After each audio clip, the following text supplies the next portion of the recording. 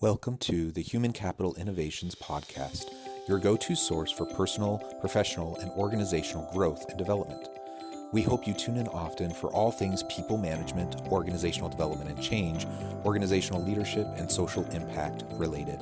Maximize your personal and organizational potential with Human Capital Innovations Podcast.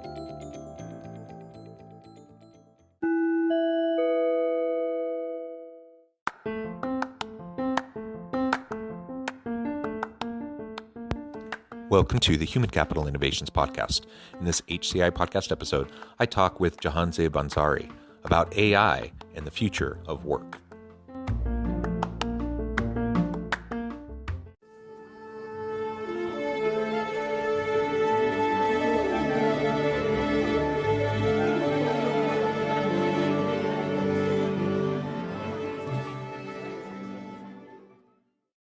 Jahanzaib Ansari, welcome to the Human Capital Innovations Podcast. Thank you so much for having me, John. It's a great pleasure for me to be here today. It's a pleasure to be with you. I so appreciate you taking time out of your busy schedule to meet with me and share your insights with me and my listeners. Today, we're going to be talking all about artificial intelligence and implications for the future of work. Now, I'm sure this is the kind of topic that many people have heard at least a little bit about, but most of the time when people are talking about it, they don't actually know what they're talking about. It's people like me trying to interpret what I've heard experts say, but I'm not an expert in AI myself. And so, but now I have an expert in the room with me or virtually with me. So we can really dive on into this and really better understand what the implication, what the current state of AI is, what the implications are for things like diversity and unconscious bias, and really how it's feeding into the current workplace and the future of work. As we get started, I wanted to share Jahanzaib's bio with everybody. Jahanzaib Ansari is a keynote speaker, a lifelong learner, and the co-founder and CEO of Nakri, an AI video assessment tool, a leader in HR technology.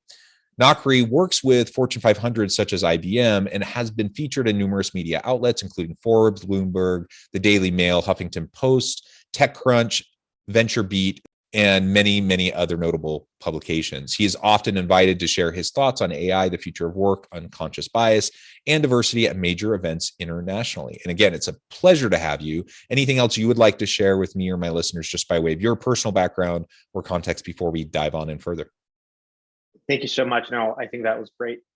Okay, well, tell us a little bit to start then about Nakri and why you started the firm, what you're really trying to accomplish there, and how that feeds into the broader discussion that we're going to have today about AI and the future of work. Absolutely. So one of the catalysts to actually getting started was I was applying to jobs, and you all see and you all heard that my name is Jahanzaib Ansari. It's a long ethnic name, and so I wouldn't hear back from a lot of employers. And so one of my co-founders, Maz, suggested that I anglicize it. And I went from a variation of Jason, Jordan, Jacob, and literally in 4 to 6 weeks, I got a job. And with that experience, we just felt like there's so many people that are being overlooked and that there has to be a better solution. So that's the time, John, where I came together with my co-founder, Maz, and a childhood friend, Faisal Ahmed, who's a machine learning scientist. And we came together as a team and we brought on an industrial organizational psychologist to essentially build Nakri, which is an AI-powered behavioral video assessment tool that reduces bias and shortlists the best candidates to interview. Our technology is currently being utilized by companies such as IBM, the Department of Defense in Canada, and several more companies, primarily in the financial and technology sector. Yeah, that's super interesting. And I just, all I can say is I'm sorry that that's been your experience. And unfortunately, it's not unique to you. Many people of different nationalities, of different ethnic and minority groups have been marginalized in that way and not given a fair shake. And it, you know, in some cases it may be explicit types of prejudices and biases, but most of the time it's probably just the implicit biases that people have that they're not even fully aware of, but they inform their decision making, especially when you're talking about a recruiter who's going through resumes and things so quickly. And it can be the smallest little thing that will cause them to either look at someone or not look at someone.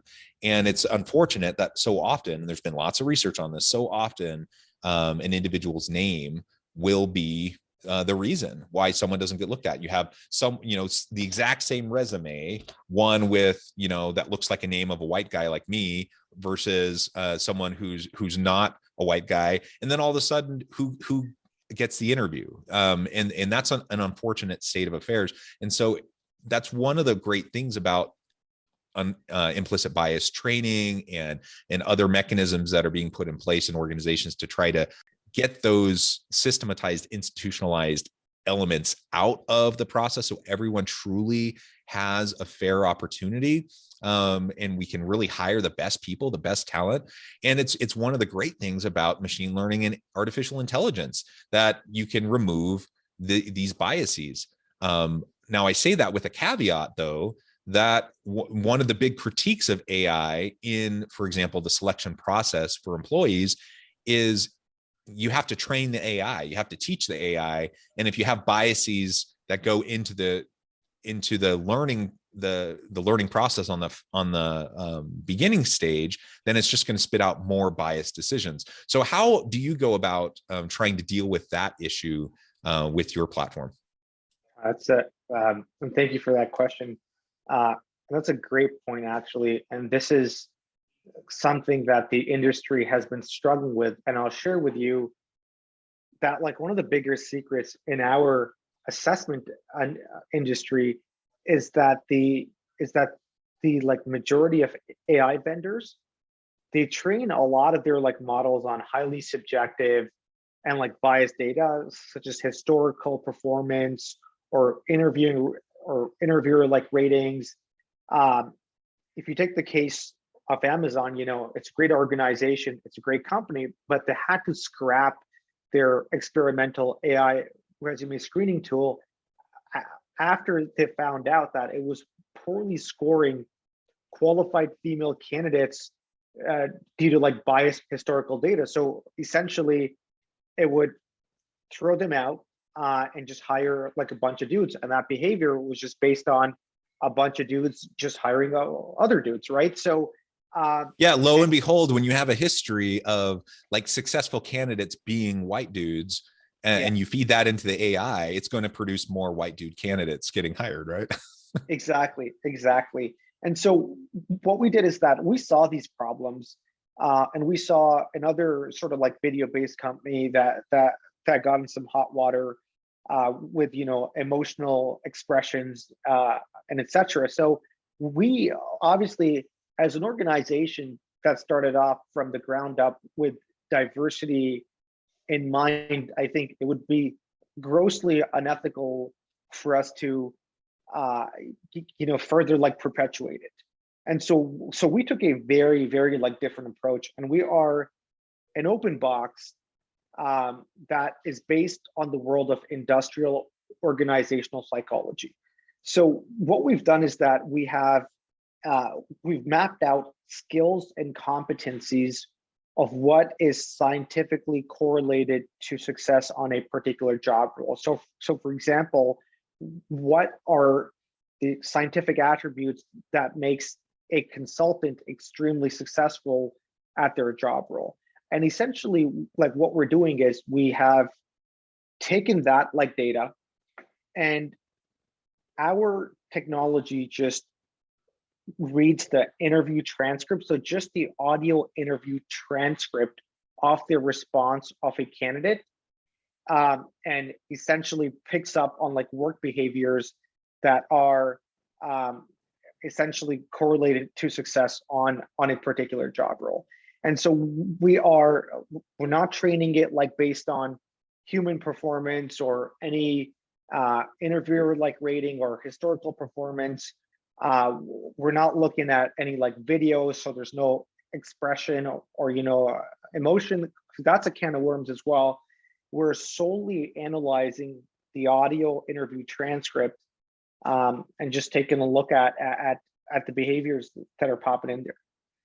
Yeah, well, that's interesting, and I'm familiar with some of these other companies and platforms like you described, and I'm aware of some of the hot water that people have been in, and I've even utilized a little bit of some of these other services myself just to test them out and see what they're like, and immediately those have been my concerns. Is yeah, you have to be super careful about what you're feeding into the algorithm, and if you want to get good information, good recommendations back. So that your approach seems much more solid. And I'm not an organizational industrial psychologist, but I am an organizational sociologist. That's what I got my PhD in. So I do a lot of crossover research in the social psychology space, and there's a lot of overlap there with IO Psych. And so I've done quite a bit of work in this space as well, just on the academic side with my research, but as well as doing consulting work and assessment work with organizations. And this is a big deal because organizations spend so much time and money trying to attract really great people. And we know right now, for example, we're in the midst of the great resignation, and it's hard to get good people. So we do everything we can to get a good pool together. Hopefully we have a really strong, robust pool, but that's a challenge in and of itself right now. Once you do that though, we know that so many hiring decisions tend to be made based pretty much off of the interview. And interviewing is the worst indicator of someone's ability to actually be successful in the job. There's a lot of research on this. And so we have to be able to find ways to get past simply interviewing as the indication. And one of the reasons, the main reason really why interviewing is such a bad indicator is because there's so much subjectivity when a human being like myself is sitting there interviewing people, and whether I know it or not, or like it or not, whether it's my intention or not, my implicit biases are informing every single thing that I take away from that interview. So everything goes through my filters of bias, right?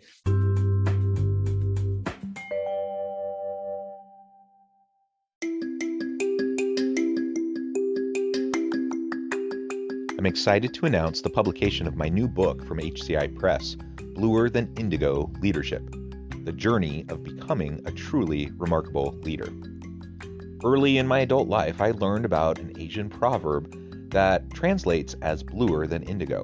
If you think about the color indigo, it is a brilliant, deep, and vibrant blue, what some would call the bluest of blues. To have something that is bluer than indigo is rare and truly remarkable. Contrary to popular myth, there is no one-size-fits-all or cookie-cutter approach to effective leadership. There's no silver bullet, no secret sauce, no go-to model that will solve all of our problems. The truth is, great leaders have all had their unique strengths and flaws, and have all had to discover and then pave their own distinctive path in their life's journey to fulfill their leadership potential. Bluer Than Indigo Leadership will help you discover your own path and explore those ordinary, everyday actions that will help you respond to an uncertain future and produce extraordinary results for individuals, teams, and organizations.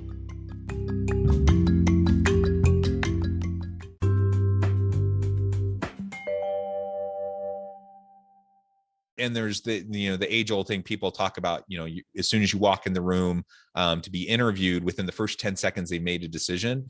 Well, more research recently has shown it's actually not 10 seconds. It's like a fraction of a second that interviewers, a human being interviewer, within a fraction of a second, when that person walks in the room or pops on the Zoom call or whatever, they're making judgments that inform the rest of the conversation and ultimately what their decisions will be. And that is insane that we trust ourselves that much amidst everything we know about psychology and implicit biases. And then that's what ends up happening. So that's why we tend to make so many bad hiring decisions. When you build in objectivity into relatively subjective process, it can take away those implicit biases. And now you have the opportunity to really compare apples to apples and to see how people stack up against each other and choose the best candidate. That's what organizations need. That's what they want. And that's what applicants need and want. And so it's good for employee experience and applicant experience. It's good for organizations. It's really good for everybody. Absolutely. Absolutely. No, that's a great point, actually. And I wanted to share is that I think having an objective process that is also like structured is so important. Because as you were saying, like companies, they end up like paying thousands and thousands of dollars for it. They spend on just the interviewing process, and then in the end, if they don't hire like the best candidates or they're churning, etc., then it's just such a loss of money. I think there's one more thing that I'd love to highlight here is that what we've been able to accomplish is essentially we have automated that objective like behavioral assessment. That's what we've been able to accomplish. And this just by itself like would cost the company so much money, hire IO psychologists, create like competency models for each job role. And we're able to just do this on the fly now, which has been tremendous. The other one thing that we also discovered is there is like one type of assessment actually in particular that leads to further biases in the hiring process, which we or the industry doesn't talk about as much. So a cognitive-based assessment actually has shown scientifically to disadvantage the African American and the Latinx community, and it's just simply like because of the fact that of the way that these assessments are like conducted, they don't match with somebody's socioeconomic status of how they were growing up and those like relevant experiences and those questions. And so that's the other piece that we are, a lot of our customers like that we work with, we shed light on this and show them the data on this as well. Yeah, and that's a really good point. There's a huge amount of research on this with things like standardized testing in schools or for placement exams for colleges and universities. And many organizations have fallen into the trap of these types of cognitive assessments, even for job placement purposes. And there's lots of court cases that if you want to go down a rabbit hole, go search and look at a lot of these court cases that have come about because of some of these types of assessments. So you definitely have to be very careful as you're going about the assessment process to make sure that you're not unintentionally negatively discriminating against certain populations of people. And again, it has nothing to do with intention. It just, if that's the way the instrument is written in such a way that it privileges certain socialization in background rather than someone's actual understanding or ability, then you have a problem, right? And that's what we've seen in a lot of these types of assessments that you so well described. So at Naukri, you're doing some great stuff. Let's zoom out a little bit in our final several minutes together and talk a little bit more broadly about implications you see for AI, where it's at now, where you see it's going, and what it's going to mean for the future of work. Yeah, so I think from like a couple of years ago, I would say that we were probably at a stage where organizations were extremely fearful about AI technology, and they went through a transformation of educating themselves, and now they're embracing it. However, even as they're embracing it, I think there are like a few dangers in the sense, as we talked about, you can like build in like biases into the algorithms, into a lot of the technologies. And so what we're seeing in our industry and like several more is that like regulation has been coming in. So in New York, there's actually a AI hiring regulation that has just come in, and we expect to see this and some form of an ISO standard that is going to be created for technology like this to make sure that it's a fair and just process. Because obviously we know the benefits. There are immense benefits. It's just like fire. You can either cook food with it and like serve the entire hungry world, or you could burn a house down. And we just want to make sure that it's checked in all the right places. Yeah, yeah, excellent. And do you see, if we fast forward 5 to 10 years from now, any predictions on how you think AI is going to be utilized within the average organization versus how it's utilized now? I think a lot of like functions are gonna become like very efficient, and a lot of the tedious and repetitive tasks are going to be taken over. Do I believe that humans are going to be eliminated from all jobs? Absolutely not. I think it's essentially allowing us as humans to like focus on the more important tasks that like require that person-to-person interaction. Some jobs like might be taken away. However, 10 others are being created at that same pace now. So I'm pretty excited by it, and I think as organizations like start to embrace it, they're going to see all the cost savings there as well, and efficiencies, obviously. There's been big reports that have come out about displaced workers and predictions for the next 10, 20, 30, 50 years and what AI and machine learning is going to do for the nature of work. And I think people tend to hone in and focus in on the wrong thing. So will there be certain jobs, certain tasks, even professions that exist today that in 20, 30 years will either be dramatically altered or will cease to exist? I think that's true. Because just like we've always seen during various stages of the Industrial Revolution and automation, like anytime you can figure out how to do something more efficiently and effectively, you're going to do that. And then all of a sudden it displaces certain tasks that people used to do. So that's going to happen for sure. But to your point, what people fail, they focus in on that because that's the kind of the doomsday. Oh, the machines are going to take over.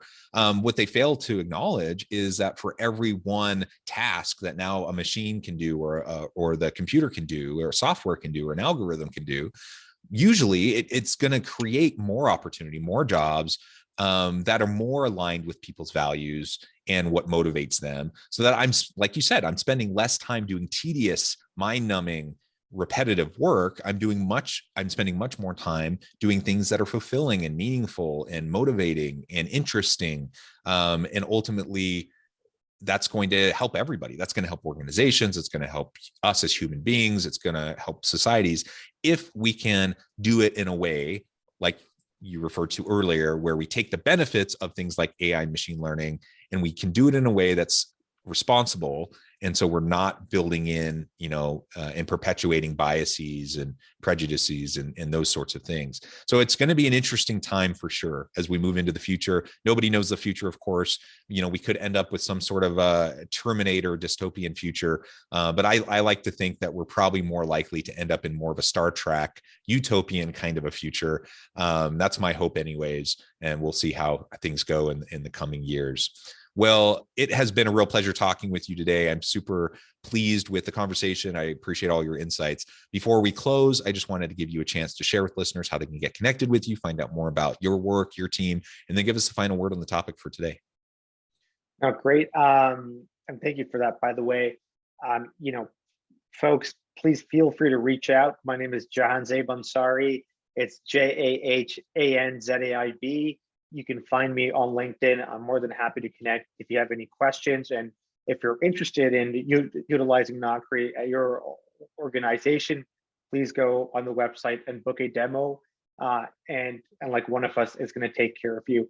And yeah, I'm just excited about the future. And, we'll see where AI takes us. And I think the next one place is the magical area of the entire like metaverse, which Facebook is creating. So we might be applying for jobs over virtual like reality somewhere, and we'll see how that turns out. Yeah, wonderful. Thank you so much. It's been a pleasure. I encourage listeners to reach out, get connected, find out more about what Jahanzaib can do for you. Please get connected. And as always, I hope everyone can stay healthy and safe, that you can find meaning and purpose at work each and every day. And I hope you all have a great week.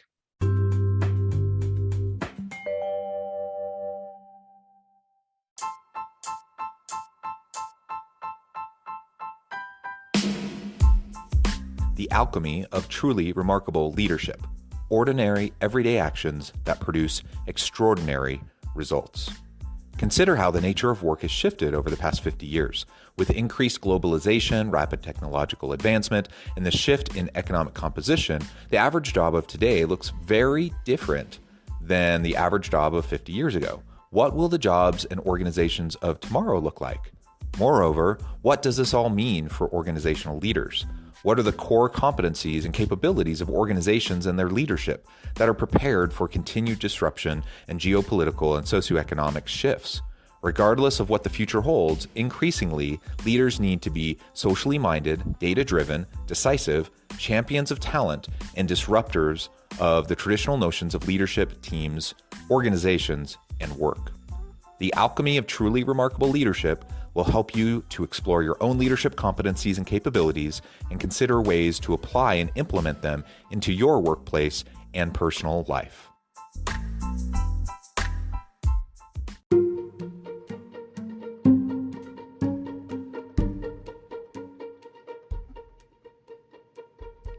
Check out Human Capital Innovations magazine, Human Capital Leadership. Human Capital Leadership is a free, interactive e-magazine with the mission to help individuals, leaders, and organizations find innovative approaches to maximize their human capital potential. We publish issues quarterly in August, November, February, and May. Take a look at the latest issue and let us know what you think.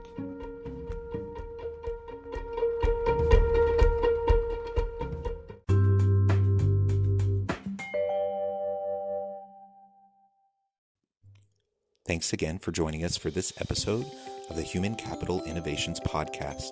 I hope you stay healthy and safe and that you have a great week.